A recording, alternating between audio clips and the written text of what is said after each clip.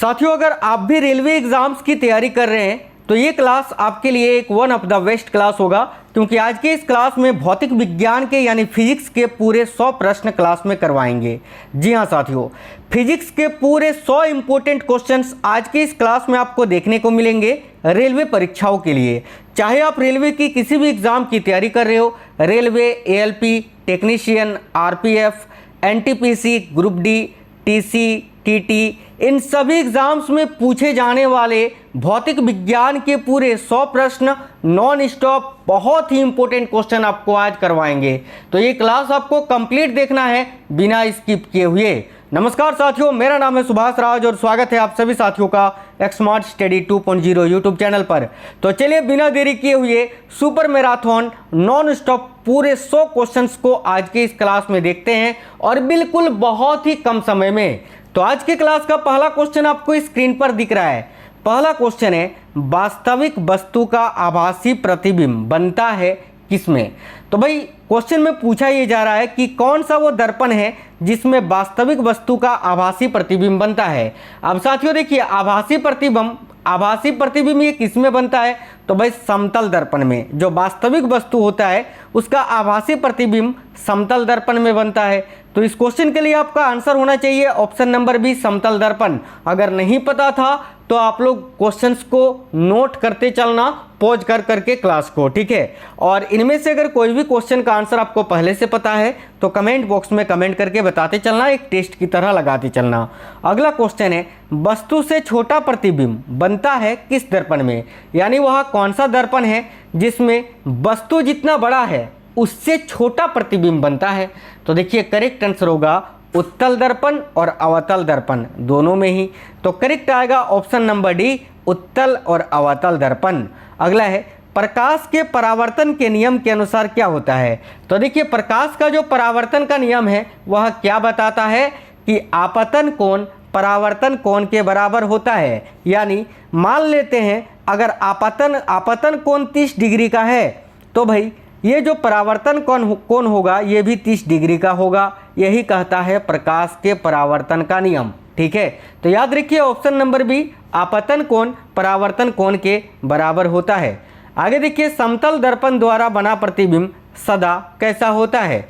तो समतल दर्पण के द्वारा जो प्रतिबिंब बनता है वो साथियों कैसा होता है? तो मैंने आपको अभी बताया था आभासी होता है, और आभासी के साथ साथ उल्टा नहीं होता है, ये बिल्कुल सीधा होता है। तो करेक्ट आएगा ऑप्शन नंबर सी, सीधा और आभासी। आगे देखिए नेक्स्ट क्वेश्चन है, आंख में प्रवेश करने वाले प्रकाश की मात्रा को कौन नियंत्रित करता है? हमारे आंख में जो प्रकाश की मात्रा प्रवेश होता है उसको नियंत्रण कौन करता है? क्वेश्चन में ये पूछा जा रहा है।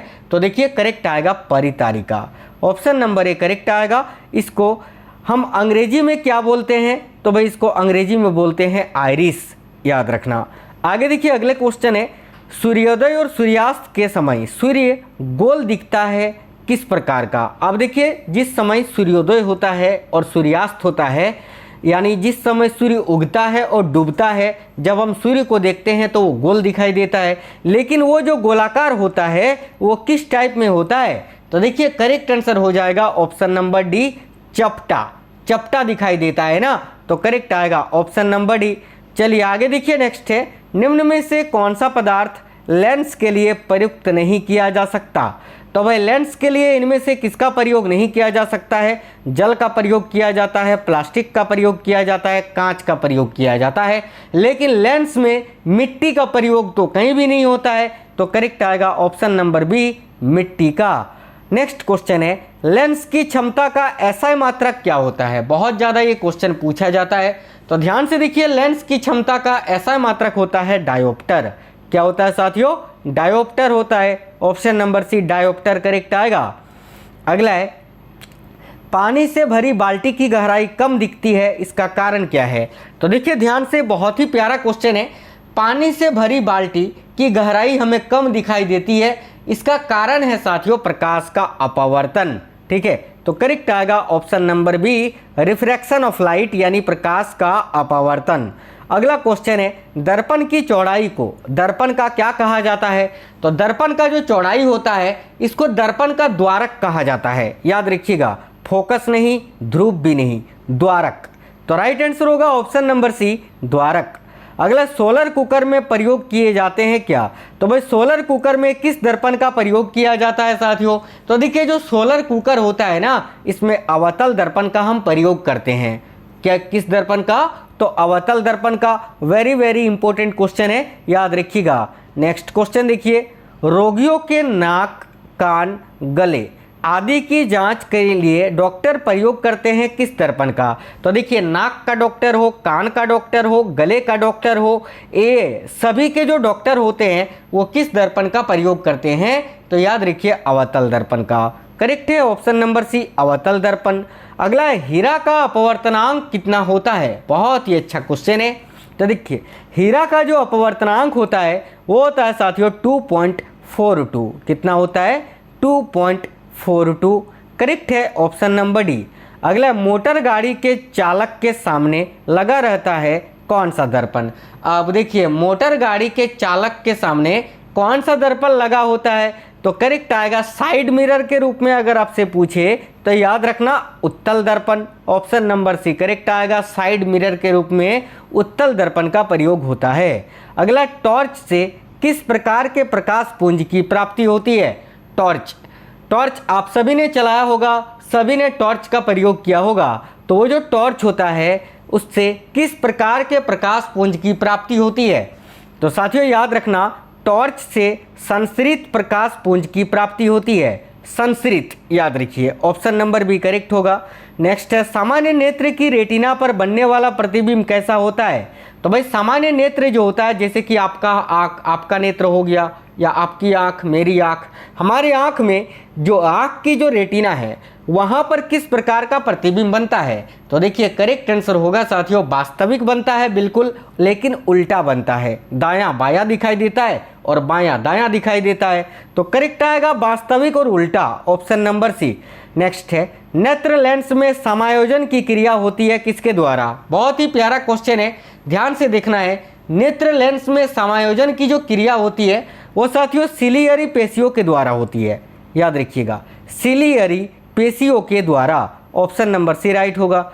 अगला है, किसी नेत्र का निकट बिंदु कितना होता है? बहुत ही अच्छा क्वेश्चन है, तो ध्यान से देखिए किसी नेत्र का जो निकट बिंदु होता है वो कितना होता है? तो 25 सेंटीमीटर। यानी किसी भी वस्तु को देखने के लिए उसकी दूरी आपकी आंख से कम 25 सेंटीमीटर होना चाहिए। अगर 25 सेंटीमीटर से कम दूरी से किसी वस्तु को आप देखते हैं तो वो आपको स्पष्ट रूप से दिखाई नहीं देगी, याद रखना। तो मिनिमम 25 सेंटीमीटर दूरी होनी चाहिए किसी भी वस्तु को स्पष्ट रूप से देखने के लिए। राइट आंसर होगा ऑप्शन नंबर बी 25 सेंटीमीटर। अगला है, सामान्य मानव नेत्र का दूरबिंदु कितना होता है? न्यूनतम बिंदु 25 सेंटीमीटर मैंने आपको बताया, लेकिन सामान्य मानव नेत्र का जो दूरबिंदु होता है वो होता है अनंत, यानी इन्फिनिटी, जिसकी कोई सीमा ना हो, जिसको हम बोलते हैं असीमित। अगला क्वेश्चन है, सिनेमा के पर्दे पर किस प्रकार का प्रतिबिंब बनता है? अब सिनेमा का जो पर्दा होता है जिस पर हम छवि चित्र देखते हैं, जिस पर हम मूवी देखते हैं थिएटर में, तो वो जो पर्दा होता है उस पर किस प्रकार का प्रतिबिंब बनता है? तो याद रखिए वास्तविक प्रतिबिंब बनता है। ऑप्शन नंबर भी करेक्ट आएगा, वास्तविक।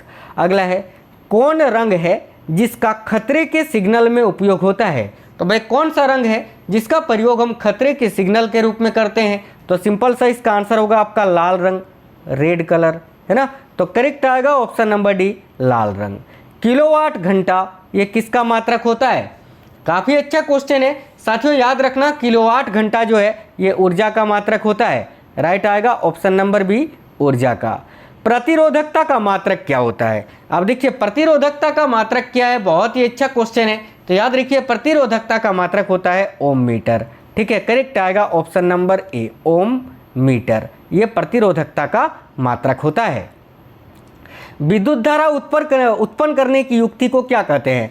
तो देखिए विद्युत धारा हम किस डिवाइस से प्राप्त करते हैं? तो भाई जनित्र यानी जनरेटर से। ठीक है, कोई भी पार्टी शादी ब्याह में हम जनरेटर का प्रयोग करते हैं जिससे हमें बिजली की प्राप्ति होती है, विद्युत धारा की प्राप्ति होती है। तो जनित्र यानी जनरेटर। अगला है निकट दृष्टि दोष वाला व्यक्ति के चश्मे में लगा होता है कौन सा लेंस। अब जैसे देखिए, जैसे जिसको निकट दृष्टि दोष होगा, अब निकट दृष्टि दोष क्या होता है, तो साथियों निकट दृष्टि दोष में होता यह है कि आपको निकट की वस्तु तो दिखाई देती है लेकिन दूर की वस्तु जो है आपको दिखाई नहीं देती है। और इसके उपचार के लिए हम किसका प्रयोग करते हैं, तो अवतल लेंस का प्रयोग करते हैं। तो ऑप्शन नंबर बी करेक्ट आएगा, अवतल लेंस। अगला क्वेश्चन है तेज प्रकाश में पुतली का आकार कैसा हो जाता है। तो देखिए तेज प्रकाश में पुतली का जो आकार है वो साथियों छोटा हो जाता है। ऑप्शन नंबर बी करेक्ट होगा, छोटा। अगला है दूरदृष्टि दोष वाली आंखें साफ साफ देख सकती है किसको। अभी मैंने आपको बताया था निकट दृष्टि दोष के बारे में, जिसमें मैंने आपको बताया था कि निकट दृष्टि दोष में निकट की वस्तु साफ दिखाई देती है, दूर की नहीं दिखाई देती है। उसी का उल्टा दूरदृष्टि दोष में होता है। दूरदृष्टि दोष में ये होता है कि दूर की वस्तु तो आपको दिखाई देती है लेकिन निकट की वस्तु दिखाई नहीं देती है। तो यहाँ आपसे पूछा ये जा रहा है कि दूरदृष्टि दोष वाली आंखें साफ साफ देख सकती है किसको। तो सिंपल सी बात है कि दूर की वस्तु को साफ साफ देख सकती है लेकिन निकट की वस्तु को वो साफ नहीं देख सकती है। तो यहाँ आपका करेक्ट आएगा ऑप्शन नंबर सी, दूर की वस्तुओं को साफ साफ देख सकती है। और इसके उपचार के लिए हम उत्तल लेंस का प्रयोग करते हैं। अगला है मानव नेत्र में जो बिंदु प्रकाश के लिए बिल्कुल सुग्राही नहीं रहता होता है उसे क्या कहते हैं। तो देखिए मानव नेत्र में जो बिंदु प्रकाश के लिए बिल्कुल सुग्राही नहीं रहता है उसे क्या कहते हैं। तो साथियों याद रखना, उसे हम अंध बिंदु बोलते हैं। Option number B. मानव नेत्र में क्या होता है, अब मानव का जो नेत्र होता है उसमें कौन सा लेंस होता है, तो उत्तल लेंस होता है। ऑप्शन नंबर सी करेक्ट होगा। वास्तविक सूर्यास्त और आभासी सूर्यास्त के बीच लगभग कितने समय का अंतर होता है। तो साथियों देखिए वास्तविक सूर्यास्त और आभासी सूर्यास्त के बीच लगभग जो है ना 2 मिनट का अंतर होता है। याद रखिएगा, ये क्वेश्चन बहुत ज़्यादा पूछा जाता है और डायरेक्ट इसी प्रकार से पूछा जाता है। इसका आंसर हमेशा आपका 2 मिनट आएगा, याद रखिए। अगला क्वेश्चन है इंद्रधनुष किस प्रकार का स्पेक्ट्रम है। तो भाई देखिए इंद्रधनुष यानी रेनबो जो है ये किस प्रकार का स्पेक्ट्रम है, तो प्राकृतिक। ऑप्शन नंबर ए करेक्ट आएगा, प्राकृतिक स्पेक्ट्रम। अगला है अत्यधिक ऊंचाई पर आकाश में वायुयान से सफर करने पर आकाश का रंग कैसा दिखाई देता है। तो देखिए अत्यधिक ऊंचाई पर आकाश में वायुयान से सफर करने पर आकाश का जो रंग होता है वो कैसा दिखता है। तो साथियों याद रखिएगा करेक्ट आंसर होगा कैसा दिखाई देता है, तो बिल्कुल काला दिखाई देता है। Option number B black. किसी वस्तु का प्रतिबिंब आँख के जिस भाग पर पड़ता है वह कौन सा भाग है, यानी किसी वस्तु का प्रतिबिंब आँख के किस भाग पर बनता है। तो अभी आपको बताए थे रेटिना पर बनता है साथियों, जो कि वास्तविक होता है और वस्तु से छोटा वास्तविक होता है, वस्तु से छोटा होता है और उल्टा होता है, याद रखना। ठीक है, अगला देखिएगा चुंबकीय क्षेत्र का मात्रक क्या होता है। तो साथियों देखिए चुंबकीय क्षेत्र का मात्रक टेस्ला होता है। Option number B tesla. Next question है डायनेमो से किस प्रकार की धारा प्राप्त होती है।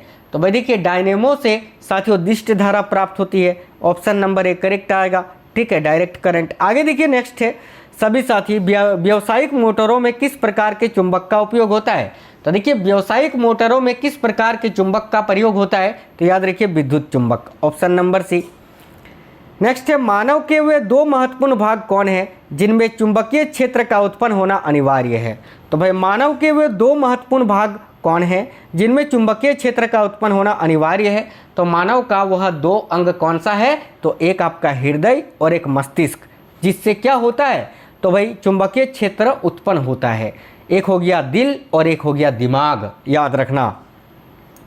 आगे देखिए नेक्स्ट क्वेश्चन है आपका अगला है विद्युत चुंबक बनाने के लिए प्राय किस पदार्थ के छड़ का उपयोग होता है।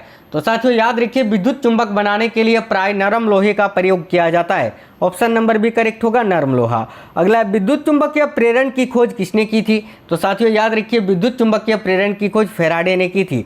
ऑप्शन नंबर सी करेक्ट आएगा। अगला नाभिकीय ऊर्जा प्राप्त करने हेतु आवश्यक क्या होता है। तो नाभिकीय ऊर्जा प्राप्त करने हेतु आवश्यक क्या होता है, याद रखिए करेक्ट आएगा यूरेनियम। ऑप्शन नंबर सी। अगला क्वेश्चन है शारीरिक कार्यों को करने के लिए किस प्रकार का ऊर्जा का उपयोग किया जाता है। याद रखिए शारीरिक कार्यों को करने के लिए किस प्रकार के ऊर्जा का उपयोग होता है, तो पेशीय ऊर्जा का। ऑप्शन नंबर सी करेक्ट होगा। ऊर्जा के सभी रूप में अनंत स्रोत किसे माना जाता है। तो देखिए ऊर्जा के सभी रूप में अनंत स्रोत किसको माना जाता है, तो याद रखिएगा सूर्य को। ऑप्शन नंबर डी करेक्ट होगा। डेनमार्क को क्या कहा जाता है? तो साथियों याद रखिएगा, डेनमार्क को पवनों का देश कहा जाता है। ठीक है, ऑप्शन नंबर सी, पवनों का देश।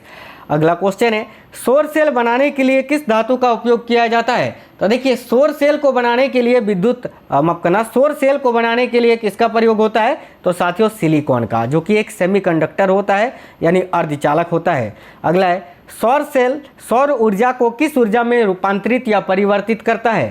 तो याद रखना, सौर सेल जो होता है ये साथियों सौर ऊर्जा को विद्युत ऊर्जा में परिवर्तित करता है। साथियों आप लोग क्लास को एक लाइक जरूर कर दीजिए और देखिए अपने दोस्तों के साथ इस वीडियो को ज़्यादा से ज़्यादा शेयर कर दीजिएगा। अगला, निम्न में से किसका उपयोग खाना बनाने वाले ईंधन के रूप में नहीं किया जाता है?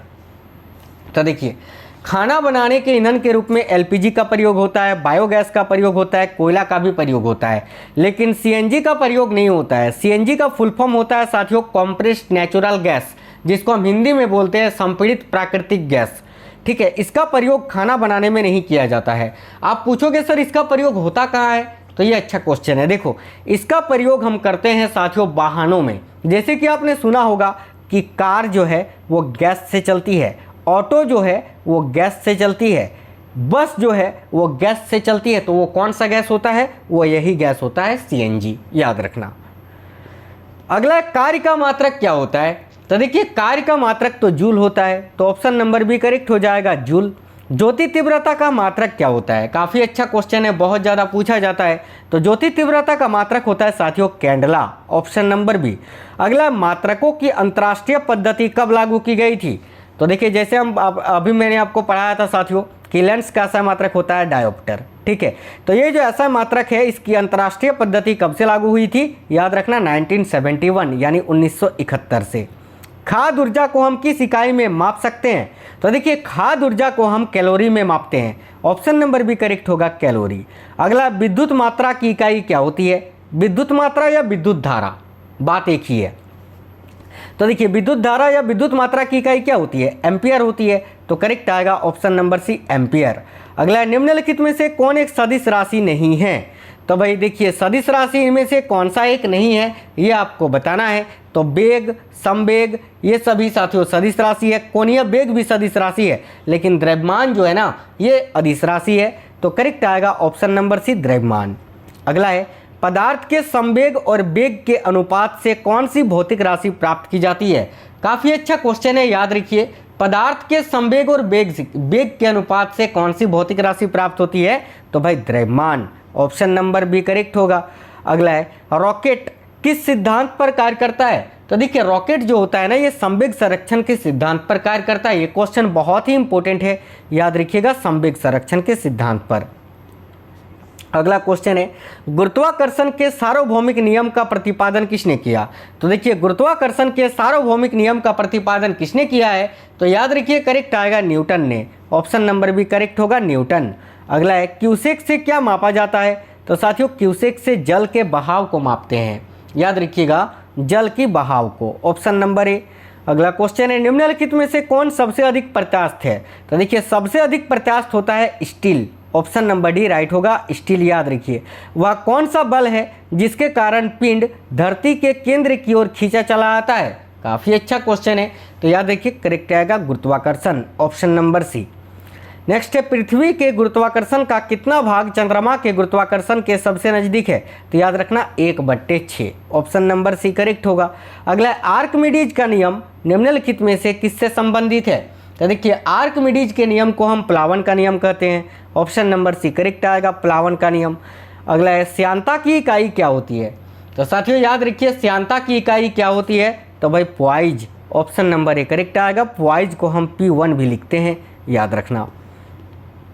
दूध से क्रीम निकालने में कौन सा बल लगता है? तो साथियों, दूध से क्रीम निकालने में कौन सा बल लगता है? तो भाई अपकेंद्रीय बल लगता है, ऑप्शन नंबर सी करेक्ट होगा। चाबी भरी घड़ी में कौन सी ऊर्जा होती है? तो देखिए, काफ़ी अच्छा क्वेश्चन है। चाबी भरी घड़ी में कौन सी ऊर्जा होती है? याद रखना स्थितिज ऊर्जा होती है, ऑप्शन नंबर ए। नेक्स्ट है, सूर्य की ऊर्जा उत्पन्न होती है किसके द्वारा? तो साथियों देखिए, सूर्य की ऊर्जा जो होती है, ठीक है, सूर्य की ऊर्जा ये किसके द्वारा उत्पन्न होती है? याद रखिए करेक्ट आएगा नाभिकीय संलयन के द्वारा, ऑप्शन नंबर डी करेक्ट है। अगला, वायुमंडल में बादलों के तैरने का कारण क्या है? अब वायुमंडल में बादल तैरता है, इसका कारण क्या है? तो तो करेक्ट आएगा घनत्व, ऑप्शन नंबर बी करेक्ट हो जाएगा। वस्तु की मात्रा बदलने पर क्या अपरिवर्तित रहेगा? तो अगर वस्तु की मात्रा बदल दे तो उसमें क्या अपरिवर्तित रहेगा? तो भाई घनत्व, घनत्व तो उतना ही रहेगा, ऑप्शन नंबर बी करेक्ट आएगा, डेंसिटी यानी घनत्व। जल में तैरना न्यूटन की गति के किस नियम के कारण संभव है? तो देखिए जल में तैरना न्यूटन की किस गति नियम में संभव है? तो तृतीय नियम में, न्यूटन के थर्ड लॉ में, याद रखना, जिसको हम क्रिया प्रतिक्रिया का नियम भी कहते हैं। एंगस्ट्रम क्या मापता है? तो साथियों एंगस्ट्रम से क्या मापा जाता है? तो करेक्ट आएगा तरंगदैर्घ्य, जैसे कि 1 एंगस्ट्रम का मान होता है 10⁻⁻10 मीटर, याद रखना। आगे देखिएगा, अगला क्वेश्चन देखते हैं। नेक्स्ट है, किस वैज्ञानिक ने सर्वप्रथम बर्फ के 2 टुकड़ों को आपस में घिसकर पिघला दिया था? तो भाई वह वैज्ञानिक कौन है जिन्होंने सर्वप्रथम बर्फ के 2 टुकड़ों को आपस में घिसकर पिघला दिया था? तो हम्फ्री डेवी, याद रखना, हम्फ्री डेवी ने। अगला, लोहे की सुई पानी की सतह पर तैरती है, इस परिघटना का कारण क्या है? तो देखिए लोहे की सुई जो होती है ये पानी की सतह पर तैरती है, इस परिघटना का कारण है पृष्ठ तनाव, सरफेस टेंशन। अगला, निम्नलिखित में से किस द्रव का घनत्व सबसे कम होता है? तो देखिए इनमें से कौन सा द्रव है जिसका घनत्व सबसे कम होता है? तो याद रखिए करेक्ट आएगा पेट्रोल का। पेट्रोल का घनत्व जो होता है वो सबसे कम होता है, याद रखना। 1 हॉर्स पावर कितने वाट के बराबर होता है? तो साथियों याद रखिए 1 हॉर्स पावर 746 वाट के बराबर होता है, ऑप्शन नंबर डी करेक्ट हो जाएगा। बर्नौली, देखिए बर्नौली प्रमेय आधारित है किस पर? तो याद रखिएगा बर्नौली प्रमेय जो है ये ऊर्जा संरक्षण पर आधारित होता है, ऑप्शन नंबर ए ऊर्जा संरक्षण पर। बर्फ पर दाब बढ़ाने से उसका गलनांक क्या होगा? तो भाई बर्फ पर अगर हम दाब को बढ़ाएंगे ना तो उसका जो गलनांक है वो घट जाएगा, ऑप्शन नंबर ए करेक्ट आएगा, घट जाएगा। निम्नलिखित में से किसकी ऊष्माधारिता अधिक होती है? तो देखिए इनमें से सबसे अधिक ऊष्माधारिता किसकी है? तो बेंजीन की, याद रखिए ऑप्शन नंबर माफ करना, बेंजीन कहाँ से आएगा यार? सबसे अधिक ऊष्माधारिता जल का होता है, जल करेक्ट आंसर होगा वाटर, ऑप्शन नंबर बी याद रखिएगा। अगला है, निम्नलिखित में से किसके द्वारा अधिक ज्वालक पैदा होता है? तो भाई सबसे अधिक जलन इनमें से किससे पैदा होता है? तो यहाँ ऑप्शन नंबर ए में आपको भाप दिख रहा है, जो कि बिल्कुल करेक्ट होगा साथियों, क्योंकि भाप से सबसे ज़्यादा जलन पैदा होता है, याद रखिएगा। नेक्स्ट क्वेश्चन है, आणविक संगठन के द्वारा ऊष्मा का संप्रेषण क्या कहलाता है? तो देखिए आणविक संगठन के द्वारा ऊष्मा का जो संप्रेषण है वह संवहन कहलाता है, ऑप्शन नंबर ए राइट होगा, संवहन। निम्नलिखित द्रव्यों में से कौन सा ऊष्मा का बहुत अच्छा चालक है? तो देखिए निम्नलिखित द्रव्यों में से कौन सा ऊष्मा का बहुत अच्छा चालक है? तो यहाँ आपको याद रखना है पारा। पारा जो होता है ना साथियों, Hg मरकरी, ये ऊष्मा का सबसे अच्छा चालक होता है। अगला है, ठोस से द्रव में पदार्थ के अवस्था परिवर्तन को क्या कहते हैं? ठोस से द्रव में पदार्थ के अवस्था परिवर्तन को क्या कहते हैं? तब जब ठोस से द्रव का परिवर्तन होता है तो उसे हम क्या कहते हैं? तो याद रखिए करेक्ट आंसर क्या हो जाएगा, ऑप्शन नंबर बी गलन। आगे देखिएगा, ठोस कपूर से कपूर बाष्प बनाने की प्रक्रिया को क्या कहते हैं? तो देखिए ठोस कपूर से कपूर बाष्प बनाने की जो प्रक्रिया है इसको हम ऊर्ध्वपातन बोलते हैं, अंग्रेजी में इसको हम सब्लिमेशन बोलते हैं, याद रखिएगा। किसी द्रव का उसके क्वथनांक से पूर्व उसके वाष्प में बदलने की प्रक्रिया को या फिर बदलने की प्रक्रिया को क्या कहते हैं? तो किसी द्रव का उसके क्वथनांक से पूर्व, ठीक है, यानी द्रव है वो क्वथनांक में बदले बिना ही सीधे वाष्प में बदल जाता है तो उसको हम क्या बोलते हैं? तो याद रखिए करेक्ट आंसर यहाँ आपका क्या हो जाएगा? तो वाष्पीकरण, ऑप्शन नंबर सी। ऊष्मागतिकी के प्रथम नियम से संरक्षित होता है क्या? तो भाई ऊष्मागतिकी के प्रथम नियम से क्या संरक्षित होता है? तो साथियों याद रखिएगा ऊर्जा, ऑप्शन नंबर बी एनर्जी।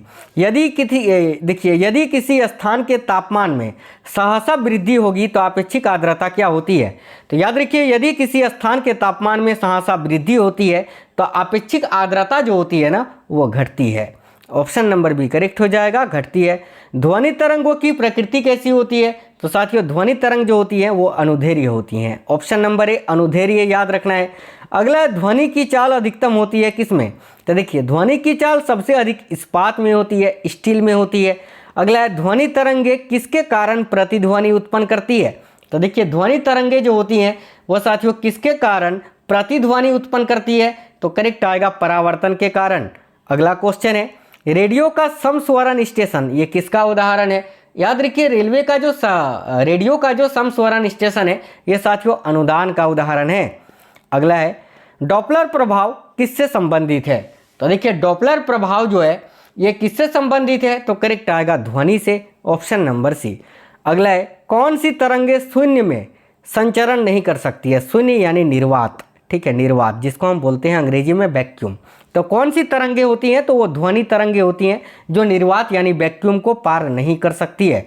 जब ध्वनि तरंग चलती है तो वो अपने साथ क्या ले जाती है? तो साथियों देखिए जब ध्वनि तरंग चलती है तो वो अपने साथ ऊर्जा को ले जाती है। ऑप्शन नंबर सी करेक्ट आएगा, एनर्जी। अगला है, जब प्रकाश के लाल, हरा व नीला रंगों को समान अनुपात में मिलाया जाता है तो परिणामी रंग क्या होता है? तो देखिए जब लाल आर, ग्रीन यानी जी ग्रीन, नीला यानी ब्लू, ठीक है, बी यानी आरजीबी जिसको हम बोलते हैं प्राथमिक रंग, प्राइमरी कलर। तो ये जो प्राथमिक रंग है इन तीनों को समान अनुपात में अगर मिलाते हैं तो कौन सा रंग बनेगा? तो याद रखिए सफ़ेद, ऑप्शन नंबर सी करेक्ट होगा। अगला, कैमरे में किस प्रकार के लेंस का उपयोग किया जाता है? तो साथियों देखिए कैमरे में उत्तल लेंस का प्रयोग किया जाता है, याद रखना है। नेत्रदान में दाता की आंख के किस हिस्से का प्रतिरोपित किया जाता है? नेत्रदान जब होता है तो आंख के किस हिस्से का दान होता है? याद रखिएगा कॉर्निया का। करेक्ट है option number B, cornea. Myopia से क्या तात्पर्य है? तो साथियों मायोपिया को हम निकट दृष्टि दोष बोलते हैं, यानी निकट दृष्टि दोष को मायोपिया के नाम से भी जानते हैं। जल में वायु का बुलबुला किसकी भांति व्यवहार करेगा? तो देखिए जल में वायु का जो बुलबुला होता है ये अवतल लेंस की भांति व्यवहार करता है, याद रखना है। आगे देखिए, प्रकाश की गति किसके बीच जाते हुए न्यूनतम होती है? याद रखना प्रकाश की जो गति होती है ये किसके बीच जाते हुए न्यूनतम होती है? तो कांच के बीच, ऑप्शन नंबर सी करेक्ट होगा, कांच। किसी तारे के रंग से तारे का क्या पता चलता है? तो याद रखना किसी तारे के रंग से तारे का क्या पता चलता है? तो भाई तारे का ताप, ऑप्शन नंबर बी। अगला है, पीले रंग का पूरक रंग क्या होता है? तो देखिए पीले रंग का पूरक रंग होता है साथियों नीला रंग, याद रखिए। अगला है, पानी के ऊपर तेल परत का चमकना ये किसका उदाहरण है? याद रखिए पानी के ऊपर तेल परत का चमकना ये व्यतिकरण का उदाहरण होता है, ऑप्शन नंबर ए राइट होगा।